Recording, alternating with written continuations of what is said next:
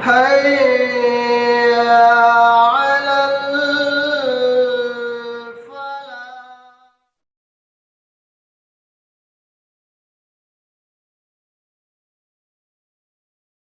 آگے اللہ رب العالمین نے اس آیت کے اندر، اس آیت کے ٹکڑے میں اللہ تعالیٰ نے دعا کے ایک طریقے کو بیان کیا. ہم دعائیں کرتے اللہ کے سامنے، اور اس بات کو جان لو، اللہ کے نبی صلی اللہ علیہ وسلم نے صحیح مسلم کی روایت میں آپ نے فرمایا من لم يدع اللہ سبحانہ وتعالی غضب اللہ علیہ.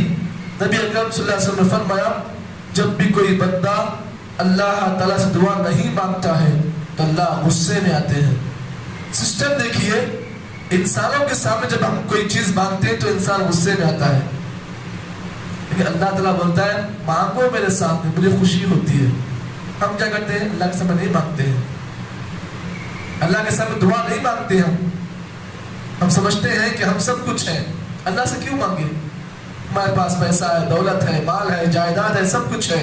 اللہ فرماتے ہیں من لم يدع اللہ سبحانہ وتعالی غضب اللہ علیہ. نبی اکرم نے فرمایا کہ جب بھی کوئی بندہ اللہ تعالیٰ سے دعا نہیں مانگتا ہے تو اللہ غصے میں آتے ہیں، رب کا غضب بہت بڑا ہو جاتا ہے. معلوم یہ ہوا ہمیں اور آپ کو دعاؤں کا محتاج بننا چاہیے، دعائیں کرنی چاہیے، اور دعا کرنا ایک مومن کا ہتھیار ہے. جیسا کہ اللہ کے نبی نے فرمایا الدعاء سلاح المؤمن، دعا مومن کا ہتھیار ہے. مومن اس ہتھیار کے ذریعے سے اللہ رب العالمین کے سامنے مدد طلب کرتا ہے، اللہ تعالیٰ کے سامنے اپنی حاجت کو پیش کرتا ہے. تو معلوم یہ ہوا کہ ہمیں اور آپ کو اللہ رب العالمین سے دعا کرنے کا حکم دیا گیا ہے. اب یہاں پر آپ اس بات کو جان لیں، بعض لوگ ایسے بھی ہوتے ہیں جو دعاؤں کے اندر بہت جلد بازی کرتے ہیں، کہتے ہیں کہ ہم جو چیز مانگتے ہیں بہت جلد ہم کو مل جائے، اگر نہیں ملتی ہے تو وہ دعاؤں سے اپنے آپ کو دور کر لیتے ہیں، دعا کرتے ہی نہیں. کیوں؟ سوال جب کرتے ہیں بھائی تم دعا کیوں نہیں کرتے، کیا فائدہ ہے مسئلہ دعا کرنے کا؟ اتنے سالوں سے مانگتے اللہ سے کوئی چیز اللہ دے رہا ہی نہیں، کیوں مانگے اللہ سے؟ نبی اکرم صلی اللہ علیہ وسلم فرمایا دعاؤں کے اندر آدمی کو یہ چیز پیدا نہیں کرنی چاہیے. آدمی کو دعا مانگنا چاہیے، مانگتے مانگتے رہنا چاہیے. ہو سکتا ہے کہ اللہ تعالیٰ اس کی دعا کو فوری قبول کر لے. کبھی کبھار ایسا بھی ہوتا ہے کہ اللہ تعالیٰ انسان کی وہ دعا اس کے لیے آخرت میں اللہ ذخیرہ بناتے ہیں. کبھی کبھار ایسا بھی ہوتا ہے کہ اللہ تعالیٰ انسان کی اس دعا کو اس کے لیے اللہ تعالیٰ سیفٹی بناتے ہیں. کوئی مصیبت آنے والی ہے تو اس دعا کے ذریعے سے اللہ تعالیٰ اس مصیبت کو اس کے اوپر سے اللہ تعالیٰ ٹال دیتے ہیں. تو انسان کو کبھی بھی یہ چیز اپنے اندر نہیں لانی چاہیے کہ دعاؤں کے میدان میں انسان کو جلد بازی نہیں کرنا چاہیے. دعا کرتے رہنا چاہیے آپ کو 10 سال 20 سال 30 سال، لیکن دعا کا دامن آپ تھامے رہنا چاہیے. دعاؤں کے دامن سے اپنے آپ کو آپ دور نہ رکھیں، دعائیں کرتے جائیں. اب یہاں پر سورہ آل عمران کی آیتوں میں اللہ تعالیٰ نے یہ بات بیان کی اگر آپ یہ چاہتے ہو کہ آپ کی دعا فوری قبول ہو، جلدی قبول ہو، اللہ نے اس کے لیے ایک سسٹم بیان کیا ہے. سسٹم کیا ہے؟ ہم آپ جو دعائیں کرتے ہیں سسٹم سے بالکل الگ ہوتی ہیں. دعاؤں کا سسٹم یہ ہے کہ جب بھی ہم دعا اللہ تعالیٰ سے دعا کرتے ہیں تو اللہ تعالیٰ کی ربوبیت کا واسطہ مانگے. اور جب کوئی بندہ اللہ تعالیٰ کی ربوبیت کے ذریعے دعا مانگتا ہے تو اللہ فوری اس کی دعا قبول کرتے ہیں. سورہ آل عمران کی آیتوں میں آپ دیکھیں ربنا ربنا ربنا، اور جتنی بھی آیت دعائیں دیکھیے دنیا آخرت کی بھلائی کی دعائیں کیا ہے؟ ربنا آتنا فی الدنیا حسنہ. آپ گناہوں کی معافی کی دعا دیکھیے کیا دعا ہے؟ حضرت آدم نے جو دعا کی تھی اپنے گناہ کی معافی کے سلسلے میں کیا دعا ہے؟ ربنا ظلمنا انفسنا. ایک اور دعا ہے، بہت ساری دعائیں آپ کو سورہ آل عمران کی جو آخری آیتیں ہیں آمن رسول میں آپ دیکھیے اس میں بھی کیا ہے؟ ربنا لا تؤاخذنا ان نسینا او اخطانا. اور بھی جو بھی دعائیں ہیں اب دیکھیے اکثر دعائیں ان کی شروعات میں ربنا کا لفظ ہے. سوال یہ پیدا ہوا ان دعاؤں کی شروعات میں ربنا کیوں آیا ہے؟ اس لیے کہ مفسرین نے ایک نکتہ یہ بیان کیا کہ جب بھی کوئی آدمی اپنی دعاؤں کے اندر رب کی ربوبیت کو اگر پیش کرتا ہے تو اللہ اس کی دعا فوری قبول کرتے ہیں. تو معلوم یہ ہوا ہمیں اور آپ کو جب کبھی کبھی دعا مانگنا ہے تو اگر ہم چاہتے ہیں کہ اللہ ہماری دعا فوری قبول کرے تو اس کے لیے ایک طریقہ یہ ہے کہ اللہ تعالیٰ کی ربوبیت کا واسطہ ہم مانگے. ربوبیت کے ذریعے سے ہم اللہ تعالیٰ کو یاد کریں تو اللہ تعالیٰ فوری ہماری دعا قبول کرے گا. ایک نقطہ ہے. دوسرا نقطہ یہاں پر یہ بات بیان کی گئی کہ دعا کا طریقہ بتایا گیا ہے. ہم آپ جو دعائیں کرتے ہیں طریقے سے بالکل الگ ہوتی ہے. ایک تو پہلی چیز ربوبیت سے دعا مانگے. دوسری چیز دعا کے اندر سسٹم یہ ہے کہ سب سے پہلے اللہ کی تسبیح بیان کریں, اس کے بعد نبی پر درود بھیجا جائے, اس کے بعد آپ اپنی دعا کریں. ہمارے پاس کیا ہوتا ہے, نہ اللہ کی تسبیح ہوتی ہے نہ نبی پر درود ہوتا ہے, فوری شروع ہوتے ہیں ربنا آتنا فی الدنیا حسنہ ربنا ظلمنا انفسنا. نہیں, دعا کا سسٹم ایسا غلط طریقہ ہے. صحیح طریقہ یہ ہے کہ دعا کرنے سے پہلے سب سے پہلے اللہ کی تعریف, اس کی تسبیح بیان کریں, اس کے بعد نبی پر درود بھیجیں.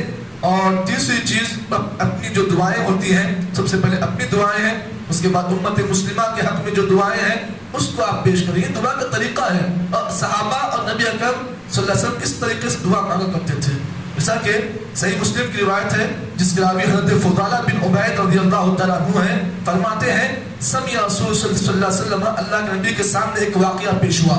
ایک آدمی نبی کے سامنے دعا مانگ رہا تھا. اور دعا کیسے کرا تھا, رجل يدعو في صلاته, وہ آدمی اپنی نمازوں میں دعا پڑھ رہا تھا, لیکن لم يجد اللہ تعالی, وہ آدمی دعا ایسے کر رہا تھا کہ دعا کے اندر اللہ کی تسبیح نہیں بیان کر رہا تھا. ولم يصلي على النبي صلی اللہ علیہ وسلم, اور دعا کے اندر اللہ کے نبی پر درود بھی نہیں بھیج رہا تھا. نبی اکرم صلی اللہ علیہ وسلم نے فرمایا عجل هذا عجل هذا, نبی دو مرتبہ یہ لفظ کہا یہ بندہ بہت جلدی کر رہا ہے, یہ بندہ بہت جلدی کر رہا ہے.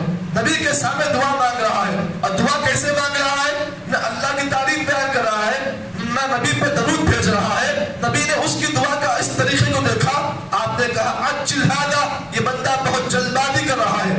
ثم دعاه فقال له او لغيره, نبی اکرم صلی اللہ علیہ وسلم نے اس کو بلایا, کہا ادھر ادھر کہاں جا رہے ادھر.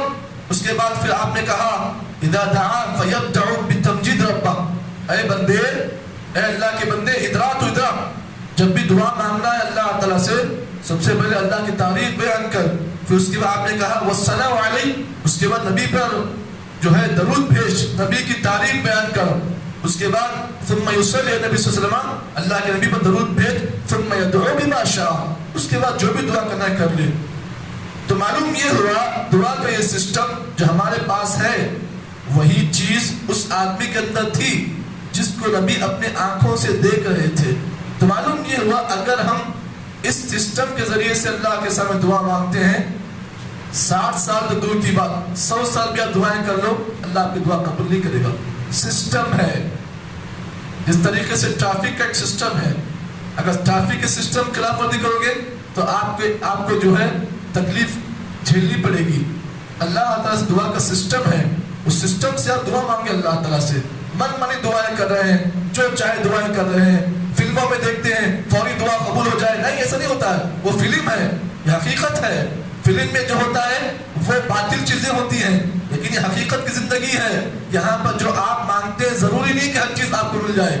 کبھی کبھار وہ چیز آپ کو بہت دیر کے بعد ملتی ہے, کبھی کبھار بہت جلدی ملتی ہے, اور کبھی کبھار جو چیز آپ مانگتے ہیں آخرت میں آپ کو ملنے والی ہے. لیکن کبھی بھی یہ چیز آپ ذہن میں نہ لائیں کہ ہم دعائیں کر رہے ہیں اللہ تعالیٰ ہماری نہیں سن رہا, اللہ ہماری قبول نہیں کرتا, اللہ نعوذ باللہ ہمارے ساتھ ظلم کر رہا. اس طریقے کے الفاظ کہنا یہ ایک مومن کی شان نہیں ہے, ایک مومن کی شان نہیں ہے. مومن وہ ہوتا ہے جو دعائیں کرتا ہے, دعاؤں کے سہارا نہیں, دعاؤں سے اپنا سہارا وہ آدمی دور نہیں کرتا ہے بلکہ دعا کا سہارا زندگی پر لیتا ہے. تو ہم کو اور آپ کو چاہیے, سورہ آل عمران کی آیت میں اللہ رب العالمین نے یہ بات بیان کی, اللہ کے خلقت بندے وہ ہوتے ہیں جو اللہ رب العالمین سے جہنم کے عذاب کے بارے میں دعائیں کرتے ہیں, اللہ اس عذاب سے ہماری اللہ مغفرت فرما دے, اس عذاب سے اللہ ہمیں دور فرما دے, فقنا عذاب النار, اللہ جہنم کے عذاب سے اللہ ہم تیری پناہ مانگتے ہیں. اتنی گرمی, 40 گرمی سے ہم زندگی پریشان ہے, انسان حیرت میں ہے. سوچئے وہ جہنم جب قریب ہو جائے گی تو حال کیا ہوگا, جسم کیسا ہو جائے گا. 40 ڈگری 45 ڈگری گرمی انسان برداشت نہیں کر رہا, وہ جہنم کیسی خطرناک ہوگی. کیا آپ اس کی آگ کو برداشت کرو گے, اس کی شدت کو برداشت کرو گے؟ نہیں, ہم بہت کمزور ہیں. جسم کمزور ہے ہمارا، ہم سوچتے ہیں کہ ہم بہت طاقتور ہیں، نہیں، بہت کمزور مخلوق ہے، ہم بہت کمزور مخلوق ہے، ہم اللہ کے عذاب کا سامنا نہیں کر سکتے ہیں، ہمارے پاس وہ طاقت نہیں ہے کہ ہم اللہ کے عذاب کا سامنا کریں۔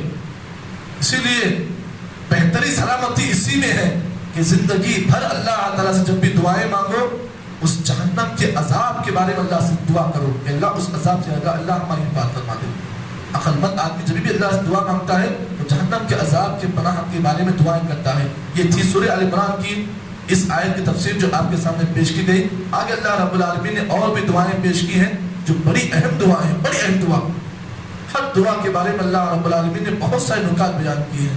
اللہ سے ہم دعا کرتے ہیں کہ اللہ تعالیٰ مجھے اور آپ کو جتنی باتیں بیان کی گئی ہیں تمام باتوں کے مطابق اللہ تعالیٰ عمل توفیق عطا فرمائے۔ سبحان اللہ بحمدہ، سبحانک اللہم وبحمدک، نشہد ان لا الہ الا انت، نستغفرک ونتوب الیک۔